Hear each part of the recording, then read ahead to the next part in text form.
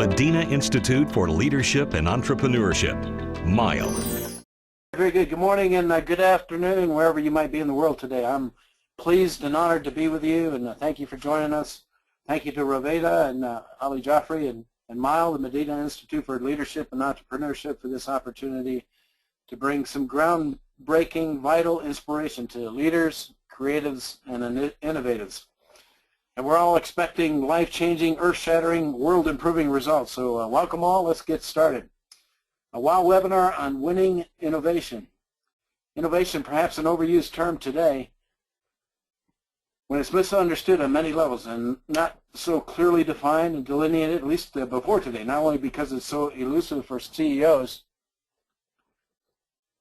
A recent study showed that 72% of CEOs, innovation is their top 3 priorities. However, 54% of them are dissatisfied with innovation. By the way, though, 97% of innovators are dissatisfied with their CEOs too. So one thing we need to remember, Americans, beware that the U.S. is now home to only 6 of the world's top 25 most innovative IT companies. That's a decline of more than 100% over the last 30 years, and that should get our attention.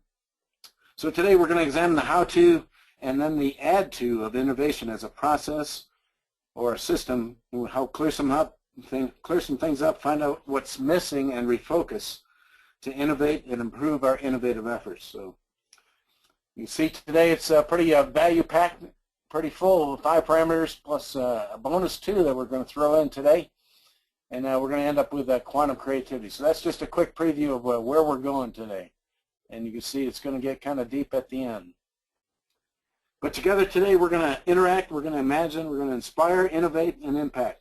And today you get to participate in that process or this system, because after today you should have identified at least 10 deep, powerful, challenging questions that you challenge yourselves and your organizations with. And today we're going to clearly and simply define our terms and process for relevance. Here's how. First, the slides are black and white. And purposely today, there's not much imagination or animation on the slides so as not to distract you. Instead, the black space is for you to explore these imaginary black holes between the lines where your imagination seeks to take you.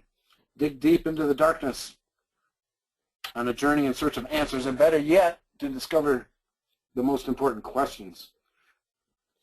To go where not many have gone before, as in a Star Trek journey, seeking the star of our creative dreams and aspirations as individuals and organizations. So once again, how reminds us of the power of questions. And the quality of your life is determined by the questions we ask. That's something that's been attributed to many as a quote, but applied by very few. The who, what, when, why, how, and how much, to what extent, to inspire, to move you, and to launch. So how? By introducing this promising concept, treasure of quantum creativity, as you noticed in the title. We'll have to touch on a little quantum theory, not only to facilitate your exploration of the depths of creativity, but to learn and grow as individuals and organizations, to improve our innovation efforts. Not to worry, even as an academic professor, I'm a practitioner more than anything. It has to be relevant, and it has to be practical. My leadership doctorate focused mainly on concepts and principles that work in the real world. So we're not only touching the theoretical defined missing answers for CEOs and for you, innovation and creativity, but we are leaning forward to push the envelope. And you can go deeper as your business and organization context compels you to go, or shallow as you want, to allow your future just merely to happen to you. However, my company, MACH5, my passion is helping individuals and organizations to achieve maximum performance and their ultimate destiny. So as a former fighter pilot, Mach 1 is supersonic, a once formidable barrier, but easily and routinely broken through today. And we don't rest on those laurels of success. Now at Mach 5, we are interested in pushing that performance envelope through that next barrier, Mach 5. That's a hypersonic barrier. So as a leader, max performance is required. So now innovation is going to be tied to quantum creativity. Some people are excited about putting those terms together. Some people are hearing it for the first time and a little nervous and bewildered. But let me calm your concerns and fears and inspire you with where this is going. First, with the proof of the process and the concepts. The word quantum comes from Latin quantus, meaning how much, or quantized, quantity. That can be good news for CEOs on the previous mentioned study that are extremely dissatisfied with the metrics of evaluating their innovation. After today, it won't matter. You should be in uncharted territory. The quantum leaps that your innovation will take will put you off the map and be so obvious that measurement will be the last of your worries. Change is often not linear. It's not predictable, cyclic, or with patterns usually, but more like organized randomness. So that answers the question, why not stay on cruise control, saying that, after all, there's room for product improvement and continuous small innovation. But ignoring today's mind-stretching concepts will find yourself exponentially behind and settling for mind-numbing incrementalism, minor innovations where you can barely measure the success of your efforts, and also barely avoiding irrelevancy of your products and your organization. So today we seek to understand transformational innovation, the world of quantum leaps as discontinuous change, to be more creative, get more proficient at those quantum leaps so they become more common and more pronounced for your situation. Quantum leap is like the discontinuity when electrons leap from one atomic orbit to the next. It's a mystery like discontinuous change that we see in our global economy. Scientist Bohr described discontinuity interestingly when an electron jumps orbit into one atom, it does not travel through the intervening space. First the electron is here, and then it's there. It instantaneously disappears from the old and reappears in the new. Discontinuity is similar as a feature of creative insights, like the aha moments, right? And Einstein saw Bohr's as one of science's greatest accomplishments. So transformational innovation, not incremental. We're seeking to understand the type of creativity which requires consideration and familiarity with quantum creativity concepts. So I promise proof of this process. Here's the powerful world-changing result I've seen and experienced from applying this creative process in a couple of examples. Excuse me. First, Creators University. A process we at MACH5 have begun where the power of transformational creativity is going to be unleashed in a poor, impoverished Appalachian County right here where I live in Tennessee, middle USA. Helping teens achieve their creative dreams, that's our model. Because at MACH5, we believe everyone's creative with potential and ability that can be inspired and facilitated, especially with children who are initially perfectly creative without apprehension, and now especially here where young people do not start out with every advantage. Leadership is about a positive impact, and the results from this process will be pronounced here and can be for you too. As Creators University is a creative think tank for innovation and problem solving, soon we'll have young students helping us in that process and helping you. Some of you know I teach servant leadership, and I've been impressed by how many students, including millennials, out there who want to have impact. We found that that's not just a theory, but a truth. In reality, we all want significance. Leaders, your employees, and your team members want to work for a higher, transcendent purpose, to know their lives and work are meaningful and have impact. CEOs, your employees yearn for this leadership and vision from you. So quantum creativity and innovation will be great, powerful tools to add to your toolbox for envisioning greater futures. The second example, not many familiar with 10 to the 9th impact. And this is a powerful concept. 10 to the 9th is 1 billion people. Peter Diamandis is the co-founder of Singularity University, mentioned having that type of impact, 10 to the 9th power in 10 years. So why do we care about numbers and impact? Well, first of all, for business, that can be directly related to profits, but for leaders, it's directly related to our influence and impact.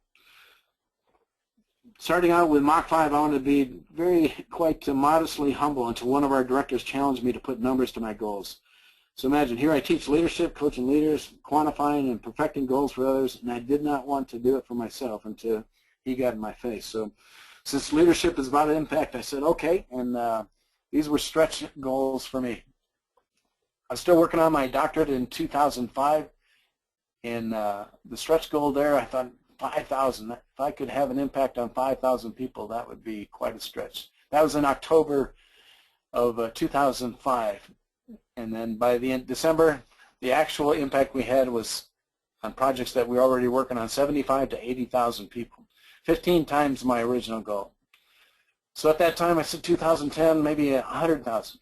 Well, actual, by 2010, 2.5 million was our impact plus. 25 times higher than our goal. And then 2020, my stretch goal at the time for MACH5 was 2 million people. Potential, though, that we have for Project H that we're still working on, seeking technical and financial solutions, the potential, like Peter Diamandis, the 10 to the 9th impact is 1 billion plus per day. That's 500 times what my original stretch goal. So just by quantizing, using quantum creativity, and when I didn't even realize there was such a thing, or know there was such a term as quantum thinking, you can see the powerful impact that it had on what we're doing at MACH5. So leaders, remember the concept that you get what you measure. So for better or for worse, and in this case, of course, better. So best of all, our entrepreneurial MACH5 product is on the drawing board, Project H, with the technology or prototype not even yet proven. We potentially have 1 billion impact, not in 10 years, and not just 1 billion either, but close to potentially 5 billion by 2020. And catch this, this is daily, potentially, and multiple times. So you can have that magnitude of impact too with quantum creativity, or the impact that you are searching for, using the same process we described to you today. So fasten your seatbelts, try to relax as we attempt to blow your socks off, because this process can do the same for you.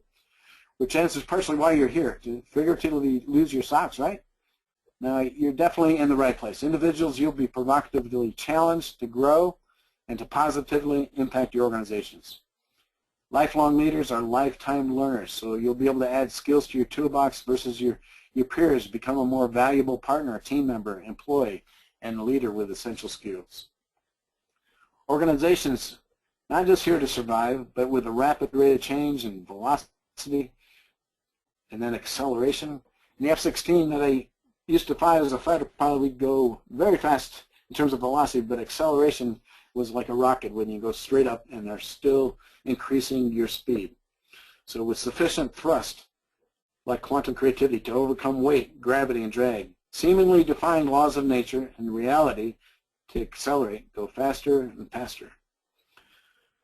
Further designs of the F-16, where the computer overrides traditional thoughts of aircraft designs to shape the airplane and give it stability in positive instability designs, and capable of tremendous maneuverability because of that, and capable of 9Gs that overrides even the human body at times. So this is positive turbulence that was designed right into the aircraft manufacturing of the F-16. We hope you can creatively provide constructive instability in your organizations and make it possible to apply creative destruction and innovative force for maintaining relevancy, not just to survive, but to thrive. So leading edge performance by operating on the margins of safety and reality and traditional thoughts and methods. The reason is because our context is global uncertainty. So to thrive, participants have to be assertive and proactive versus reactive as observers or victims of the system and the process of innovation. So the summary of benefits: survive, thrive, and create. Thomas Edison said that 2% inspiration, and hopefully we'll provide that inspiration today, and 98% perspiration, hard work. So that will be your responsibility as we move forward.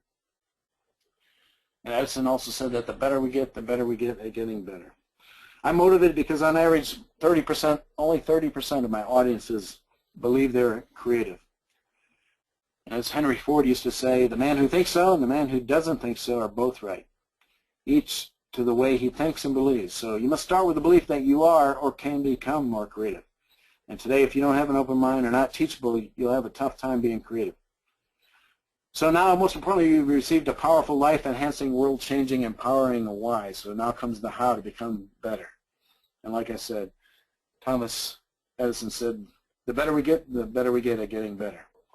So first, some important definitions so we're on the same page, because there's a lot of miles that separate us right now. And as in the tradition of Einstein, today, we're going to very often go with the simple. It's not easy stuff, but I'm a simple man, so my disclaimer, I'm not a scientist. I've taken the liberty to simplify, synthesize, and summarize some scientific concepts so we move on to improving innovation. So simply, first, creativity is the ideas. It's the soft side of innovation. Innovation, look at that as the hardware. That's the products. It's the doing of the creative ideas. Peter Drucker said every organization, not just business, needs one core competence, innovation. Every organization needs one core competence, and that's innovation. Idea comes from the Greek word idean, which means to see, so that brings up the importance of vision and future vision for leaders and creative leadership. And creativity, innovation is discovering or inventing that new meaning. It's the possibility of integrating our outer and inner lives like we'll do today, from reality to possibility, or possibility to reality, and then back to new possibility. And that has new value.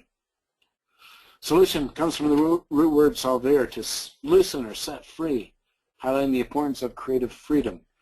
So your organizational cultures require freedom to create your futures.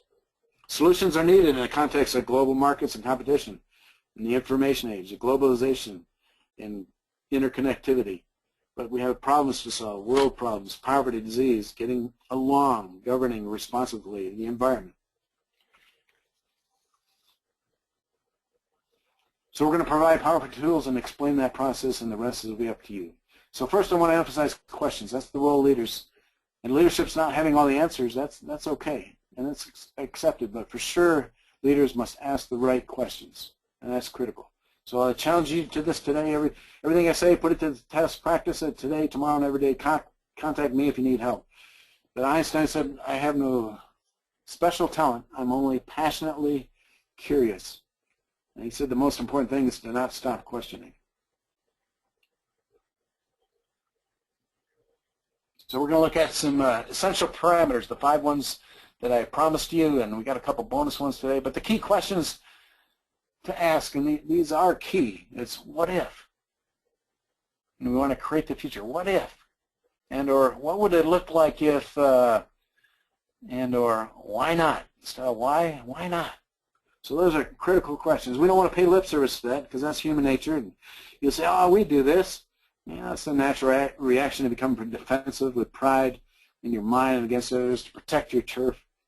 But we want to overcome this with the power of questions. Question all your opinions, beliefs, and assumptions. Can they stand the intense scrutiny of rejection? Maybe there's a better way. In a different world where opposites are true, or can be, both are true, not either or, but both and.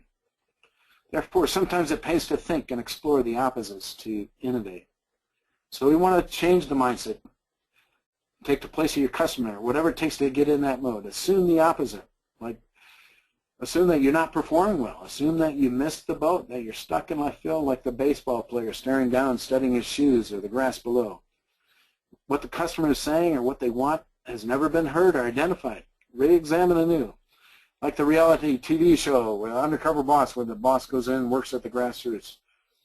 Just pretend that you're not getting or hearing the message of what your employees and customers are saying. So mass customization, you need to know what your customers want, anticipate their needs. Time, place, mass, cost, we're going to talk about all these, and then bonus couples. So mass customization. First, our bonus parameters are impact, quantum creativity. We'll get into that in detail. But mass customization, what this brings up is putting the customer on top. Where the power pyramid, the CEO is at the bottom. That's servant leadership. This last week, Dan Cathy from Chick-fil-A, one of the fine examples of servant leadership in successful business today, was just here in Knoxville, and we're still abuzz after his speech on servant leadership. But this power pyramid illustrates the servant leadership model, where the customer's employees are on top. And rejected is the traditional hierarchical view of the CEO at the top, which you do need to have certain times in emergencies, but in normal operations, it's been rejected by the business world. Did you know, for example, that at ages of 50 and over, it accounts for 58% of our global consumption? How does that change your thinking? What are the implications for leaders and business owners? What synergism, teamwork, interdependence, and relationships are going to help you market to those 50 and over who consume 58% of our products? For example, Edison, he understood creativity and translated that to commerce based on meeting the needs of customers. And that was the core of his success, fulfillment for customers. Ideas that he came up with that were targeted to markets, and that was complete innovation. So best companies and organizations are those that market today to customers' experience. And because it's hard to argue with a person's experience. And customers, with so much noise and competition, they don't want to shop. They don't want to go with someone they trust. So you need to win them for life, and word of mouth changes now forever, because now it's based on relationships, not just products and services. So how have you incorporated mass customization and putting your customers at top into your organizational behavior and your business model? Next is time. Your customers want your product or service. They want it anytime, night or day. They want it positively overnight, right? And they want it especially now. They want convenience. They want it at the speed of light. They want it instantly. So how does that affect your products, your service, and your delivery? Place. They want it any place. They want it every place. They want it convenient. So how does that change your logistics? They want home delivery. So whatever your product or service, customers want it anytime, any place, no restrictions. And what does that look like for you? Something to realize, the global population right now is 7.5 billion roughly. The internet in 2010, 23% were online. Now it's about 40%. By 2020, 2/3, or 5 billion people will be online, and that's the projections. Next is minimum footprint. Your customers want it. They want it no mass, no matter, no weight. They want it environmentally green. They want it's going to be a software solution, virtual solution, nanotechnology, miniaturization. That's the minimum footprint that they want in your products and services, and how does that change your thinking? Those are the top 4, the 5 parameters we're talking about today, and then cost.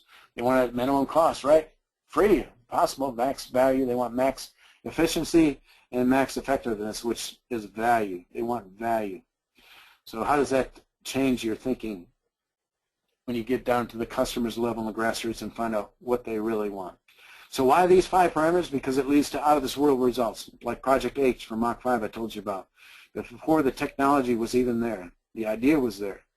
But the innovative application took another iteration of creative thinking. It works. Asking why 7 times, digging deep, going 7 levels deep, dig for difficult answers. So now the bonus items. I told you about 10 to the 9th impact, that's a billion. Excuse me, guys. Cisco says that the world, though, will have 50 billion interconnected devices by 2020. How does that change your thinking? And why quantum creativity?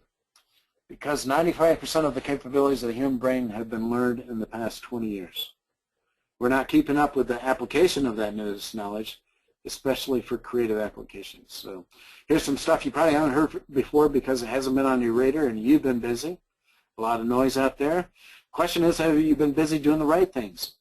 And to nurture and enhance your own creativity, remember, a mind is a terrible thing to waste, and in a creative sense to ignore. So we're going to focus on, for creativity, on new and what's new to take care of the brain, sources of creative energy, brain, the subconscious, the books, tapes, physical care. The brain feeling optimistic and energized, it will function far more effectively, is what science is proving. We are happier when we choose experiences over material things, which they've proven by brain studies. Experiences contribute to the process of self-actualization, just like Maslow discussed. But scientist Van Boven says that the brain thrives on stimulation and engagement. So there's a lot of things we can do. So that's way beyond the left side, logical, the right side, creative. Those are the most simplistic mindsets. It's not either or just one, but both. And just like we love to label and put people in a shoebox, we need to think outside the box and use both and. Understand the brain and understand it as a system. And then you may want to examine what you're feeding that brain, physically, mentally, the thoughts you're thinking, what you're studying, and fill their brain with garbage in, garbage out, right? Well, and the reason studies of Einstein's brain show that there's almost no separation between his temporal lobe and his parietal lobe, which scientists say must account for his more integrative way of thinking and his ability to make unusual associations that others couldn't see. His more connections in these logical parts of the brain show us that changing your connections and the structure of your brain really can help you think differently, more logically, and with more clarity. So understanding these parts and the functions of the brain allows us to think and reflect about what we're physically doing, control emotional responses and behavior, and our ability to focus on whatever we choose, whatever goals we wish to pursue, and gain insight about our thinking processes, grow as a human to change what we wish to change, and live the life we choose.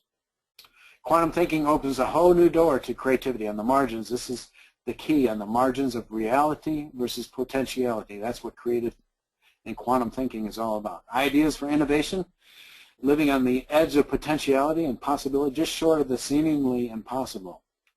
So the last decade, we've made some startling discoveries in our brain studies. The ability to create circuitry, to negate and lower overly reactive emotions, and use imagination to create our desired reality. They found the brain is pliable, adaptable, that the mind can guide and direct your brain, making it a productive, hardworking partner in the quest to create. Neuroplasticity is the scientific term for the ability to change and be molded into shape, the ability to alter its physical structure. We're able to reactivate unused, create new circuitry, rewire circuitry, and ease the long-term effects of painful memories, reduce the effects of negative circuits and connections like worry and fear. So not just from stroke victims, which was common knowledge before, but now with you and I and our creative thinking, neuroplasticity can be an effective concept to understand. The brains usually can't distinguish between recorded experience and internal fantasy. So if you program your mind with images of being successful and spend time visualizing the desired images long and hard enough, your brain will think those images really happen and that you are already successful. So whatever you ask your brain to do, it will strive to do. By using your thoughts and choosing your activities, your brain can reshape itself and form new synapses purely from thinking thoughts. So what you think and how you think about it matters. Your thoughts can create new realities, as scientific evidence shows, if you envision it thoroughly and often enough. You can create your reality to fall in alignment with your thoughts. What you think affects who you are on the outside and on the inside in your brain. You can retrain your brain to be more effective, more productive, more resilient, more thoughtful, and more creative. Imagining thoughts of sadness, happiness are the same to the brain that's actually experiencing, and they've proven it by triggering different parts of the brain with those feelings. Imagining valued items, it triggers and helps you create the future. So further, neurogenesis, that's the process by which neurons are formed and the entire brain is populated with more and more neurons. So originally that was proven in the 1990s, but more in young people and then later in adults. So mindfulness, meditation can permanently change the amount of activity in the prefrontal cortex of the brain, increasing it and making more connections. So within 8 weeks, a study showed that monks were able, using meditation, to rewire their brains through gamma waves, which are the most powerful and fastest in the brain. So the best possibility of changing into the you want to be is you. Your future awaits. Your brain interprets through 3 basic patterns: assumptions, core beliefs, and the automatic thoughts that you choose. And so you can train your brain by controlling your thinking. We also know this from athletes. They create mental pictures that trick the brain, basically. They use concentrated mental rehearsals of it. And they use affirmations, visualization, mental rehearsals, strong mental images of being in the midst of a challenge. For example, their mental trial run for skiers and the thrill of victory. The more enhanced their envisioning, the more success they find, and their brain is also triggering those points, the reactive points of the brain, to help create reality. So just the thought and mental rehearsal was enough to produce the neural instruction to carry out the physical act. So considering the CEO of the prefrontal cortex of the brain, we haven't changed much since the Stone Age, and that's why we kind of act instinctual and reactive, and that often overrules the thinking side, our thinking brain. But now let's focus, what's it going to be? The age of human potential. We've gone from the Stone Age, Iron Age, Agriculture Age, Industrial Age, Information Age, Globalization, Interconnected. Now, as Dow Chemical says, the Human Age, or age of human potential. The brain is magnificent. tens of thousands of calculations per second with 100 billion cells, 90 billion helper cells they call them, and 10 billion neurons. Weighs about 3 pounds. 50% of those neurons are packed in the cerebellum, often called the little brain. Those connections are 100 trillion connections are different pathways or synapses that are active in the brain. So the most highly evolved part is the frontal lobe, and that allows you to think about yourself. So the implications there are phenomenal when we talk about thinking about our performance, improving our performance, whether it's conscious or subconscious. The conscious mind, the Stanford study showed that 40 bits per second, the conscious mind is able to compute. A Pennsylvania study, 2,000 bits per second. Compare that, though, with the subconscious mind, 20 million bits per second, or according to Pennsylvania, 400 billion bits per second. So you can see the vast difference in power and capability. The subconscious is 5,000 to 2 million times faster than the conscious mind. So we must learn more how to exploit this capability for creativity purposes. And time for solitude, meditation, quiet, alone. The unconscious database far outweighs the conscious one, 10 million to 1. So a source of creative potential, we must learn to regularly access and consult the smarter and faster parts of our brain for quantum creativity. So let's cover a little background there on quantum creativity. It's not original with me. Through my research and experience with the creative process, I named the seminar when I discovered the term. From my experience, I know it will work for you. It's been confirmed by thought leaders, scientists, and academics understanding and describing nature at the smallest levels, a quantum, the minimum amount of any physical activity or entity involved in the interaction. So you should know that our three heroes today not only archetypes of human potentiality, but were also in pursuit of a unifying explanation. And they didn't really necessarily ever complete that. Edison, Einstein, Leonardo da Vinci. Edison said the knowledge of all things is possible, and he, as well as the other two, pursued that relentlessly. While like these three, it's important to understand the smallest quantum levels in divergent thinking, where it's also important to understand the whole, convergent thinking, the Gestalt, the psychology, taking segmented, separate fragments, compartmentalized, and then seeking an integrated whole, or holistic explanation. And that was their goal. So the paradox is independent individuality yet holistic, the bigger picture of all-encompassing and interdependent. So we have to be comfortable with paradox, happy with ambiguity, and thrive on some of those concepts, because that's going to help us push the science. For example, physicist David Bohm's theory, the genetic code of the universe he found was in every atom, just like DNA holds the genetic code of an individual. He said the genetic code of the universe is in every atom. So that means an implicate order, a deep structure of connectedness that links the universe together. And he went on to say everything is enfolded into everything. Well, 500 years earlier, Leonardo da Vinci said everything comes from everything, everything is made out of everything, and everything returns to everything. So they had those things in common. The metaphysical deals with the quest for the fundamental nature of being, relating to the transcendent, to reality beyond what is perceptible to the senses. The spiritual side, if you will, pursuing meaningful answers. And these three men were in pursuit of those type of answers. Quantum physics is the physics of possibilities. When we make choices that limits our possibilities, but it also manifests creativity into innovation. We create our own reality by putting together creative possibility with innovative physical reality. The material world, as we know, in many ways offers dissatisfaction and no fulfillment, not even to those CEOs seeking innovation or satisfying answers. The realm of possibility or pure potentiality versus reality, that's the conscious realm. And remember, we looked at how powerful the subconscious or unconscious realm can be. So like our three heroes who are super curious, all things were possible to them. And there are archetypes like Leonardo da Vinci. His example is to be more of what we truly are.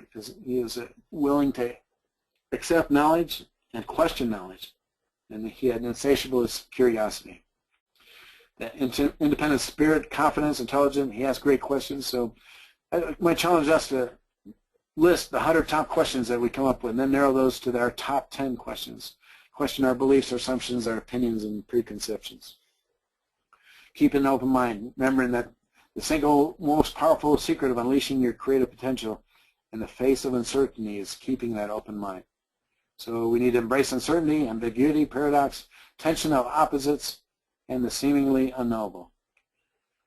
Or take it, for example, Thomas Edison, another one of our archetypes. He documented his questions and his discoveries. He kept his notebook with him always. 7,000 pages in his notebook. How many are in your notebook? Quantum creativity breaks down the creative process into fundamental essentials. And with that background, we're going to move on to the terms of quantum creativity, and with some quick descriptions and implications. We got off to a late start, so we'll breeze through this. Take a look at our slides. There's two quantum thinking modes. We've already looked at conscious mind of actuality and the subconscious mind of possibility and potentiality. So that's where quantum thinking is. Quantum physics, mechanics, and state. State is the governing principles, like our three archetypes where Da Vinci and Edison and Einstein were looking. They're looking for governing principles, whether it's intelligence or energy or order or mass, physical things, consciousness, matter. They were searching for something to explain. So mechanics and physics, part of the quantum equation is the dual particle-like and wave-like phenomena, behaviors and interactions, which has implications as they try to measure where particles were versus where they moved to. It has implications for our creative process. So when we try to take a picture of where we are as an organization in innovation and creativity and how we get to the next, how do those phenomena affect not only our point in time, like particle behavior, but how do we ride the wave of creativity and innovation to get where we want to go. So it's the reality versus potentiality. It's creative questions and implications that we are concerned of with quantum creativity. And then there's entanglement, and that's the focus on interdependence and then the relationship of particles. Or take it for the creative side, the interactions of ideas, products, individuals, teams, communication, culture, all those things affect the organization and creativity and innovation efforts. So whether you're in a brainstorming session, those ideas and those pinpoint products and where the people that support those ideas and their agendas that are undiscovered, those all interact and are interdependent on your efforts to try to improve the creativity and innovation of your organization. These aren't just theoretical concepts, but have been verified experimentally through tests like Bell's theorem, where individual objects may be spatially separated, but they still have an effect on each other. So that's a quantum entanglement. So one of the important things to remember on quantum creativity is the original uncertainty about the particle's quantum state. It isn't just a lack of knowledge, it's a fundamental property of quantum theory, is that prior to an active measurement, the particle really doesn't have a definite state, but it's in a superposition of all possible states. So a fundamental property is that our particle doesn't really have a definite state, but it's in a superposition of all possible states. So that's why it can be so elusive to try to measure your products, because we don't understand all the interdependence and the creative impact of forces that are on improving those. So therefore, it's all possibilities, and that's what quantum physics is all about. It's possibilities and potentiality versus reality. It's best modeled by the classic quantum physics thought experiment by Schrodinger's cat, if you've ever heard of that, where a quantum mechanics approach results in an unobserved cat that is both alive and dead simultaneously. So it's kind of ridiculous, right? But it's all possibilities. The cat is both alive and dead simultaneously. I knew there's a reason I didn't like cats, so now the idea of zombie cats is coming, and that's probably the next movie coming up. But the other concept we want to consider is chaos theory and entropy. Entropy is disorder, and chaos always increases. That's why your metal things, when they're left outside, rust, right? It goes to maximum disorder and evolves towards max chaos. So then you have closed and isolated systems. and how can those systems or those products be changed by expending creative energy to fight the effects of entropy. Organizations and products, they're left alone without creativity and innovation, and they're going to decline into relevance. So that's definitely one of the implications. And the butterfly effect, you've probably heard of that. The predictability does the flap of a butterfly's wings in Brazil set off a tornado in Texas. So again, it's the small phenomena and small change in initial conditions of a system which can cause a change of events leading to a large-scale phenomena. And how does that now affect your creative and innovative efforts? The Heisenberg Uncertainty principle, there's uncertainty involved and inherent in systems, and with measurement like we talked about, and that has implications for CEOs and trying to measure innovation. But with uncertainty and interdependence, which we've learned about, and predictability is not always deterministic, it's not always guaranteed. That raises even more uncertainty in our quest. And the role of emergencies, the black swan. It's unimagined, unanticipated. In hindsight, it's not so nearly improbable, but usually has catastrophic consequences. But we find that it's not entirely unpredictable. So with creative thinking and quantum creativity, we can anticipate those black swans, and so it's a very useful product for us. And then energy can't be created or destroyed in a closed system. Well, are we an open or closed system? And how does that affect your organization? Can creative energy be expended to move us from reality, which is kinetic energy, to potentiality, which might be our creative energy? And so is total energy, is that finite, or can that be increased? Not with a bottle of 5-hour energy, but it's potential energy of possibility. Is it an open system, or can we create it or access energy outside the system? So a lot of questions there that affect our innovative efforts. In summary, the learning levels, new information that gets classified or categorized, that becomes knowledge. Knowledge applied becomes understanding. Understanding, when it's exercised, becomes wisdom. And wisdom repeated becomes experience. So it's important for us to drill deeper, to dig, to ask questions, and move from information to knowledge to understanding to wisdom and experience. Thomas Edison said if we did all the things we're capable of doing, we would literally astound ourselves. I'd like to thank and give credit to the help from the following authors that helped us with our presentation today. And here's some contact information for me. And we got to a late start just with our technical difficulties, so I had to breeze through some of this at the end, but want to make sure that you have my contact information if you'd like to contact me further, and we can delve together even deeper into some of these concepts to help you on your creative and innovative efforts. I'd like to also thank Ali Jaffrey again, and Viveda and Mile Organization, Madinah Institute for Leadership and Entrepreneurship. We'll open it up for questions and answers, Q&A. Just before we do, though, if it's not us, then who? If not now, when? So I'm asking you to press forward, to take quantum leaps, to create your future, and create outrageously. Press forward, take quantum leaps, create your future, and create outrageously. If not us, who? And if not now, when? Thank you very much. Well, thank you very much, Dr. Tom, for a very interesting presentation. Folks, we are open for question and answers now. If you have any questions, you could put it in the question box. There's a question box where you can insert your questions, type it over, or you could raise your hand. There's a hand icon available on your webinar console. If you click on it, I should give you an opportunity to speak to Dr. Tom directly. So 2 options. You could put your questions in the question box, or you could raise your hand. I see there's one question in the question box. Doctor, what would you recommend to an organization who wants to build an idea bank?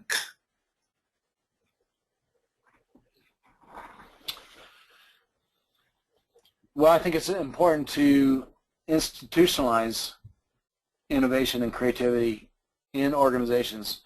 I recommend moving from CEOs, I mean, we still need CEOs, obviously, but and CIOs and CFOs to CCOs, so Chief Creative Officers. So I think there needs to be leadership in organizations that help institutionalize and structure creativity and innovation And I think the idea bank is a great idea, and especially creating a culture then, through that chief creative officer, a culture in the organization that brings up ideas from the grassroots and makes sure that top level leadership is listening to the bottom level and getting those ideas.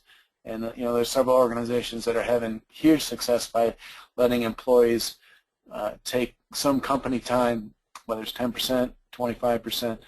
You see different examples, but some major corporations are having huge success devoting those kind of resources to employees to let them work on individual projects, and that can all be part of the idea bank. So I think it's a great idea.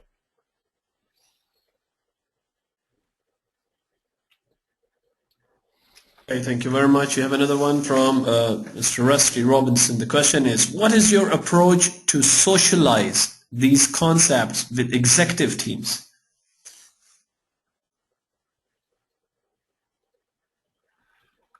Well, thanks, Rusty, for that question. And to socialize these for executive teams, with MACH5, I do a lot of work on leadership consulting and executive coaching, and so you have to get the top leadership on board. And so it's getting them on board with the presentations or ideas and concepts like we've looked at today, and so that they understand how that can impact their organization and improve their organization. And as far as socializing, it's really getting the top team, whether it's the top six executives or top three, or after you get the top leadership, then the middle management, getting them together and doing seminars. And we have tools that, especially one that I'm certified to use called SimLog, where we measure the culture of organizations, where we can pose a question and get amazing results that plot where individuals see themselves, where they hope to be or wish to be, where they see each other, where they see the leadership, and do that through the whole organization. You get leaders to also do the same thing, the executives to do the same thing, where they evaluate where they are, where they versus where they wish to be, and where they believe their employees see them. So there's a lot of parameters that will really help in that socialization process and bring people together. So it's really through creating positive culture, and combining that with creativity and innovation could yield huge results when it comes to performance for a company. Okay, thank you. Let's move to a caller who has raised his hand. We have Brother Mustafa Al-Hakim. Brother Mustafa, could you please introduce yourself and ask a question?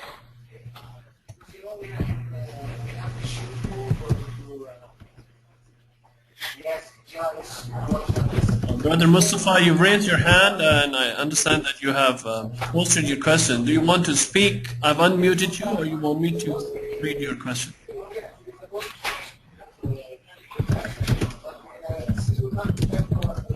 Let me move. I believe the brother has put the question in the question box. So the question the brother has asked, Mr. Mustafa Al-Hakim, in terms of technology future, do you think the IT mobile innovation would rate the highest advanced increment rather than heavy industries?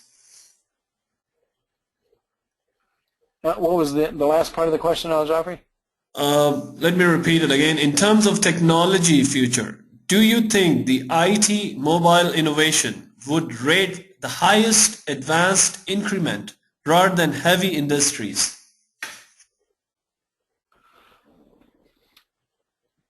Well, I think, and based on the presentation today, there's interdependence of, so there's dependence of both of those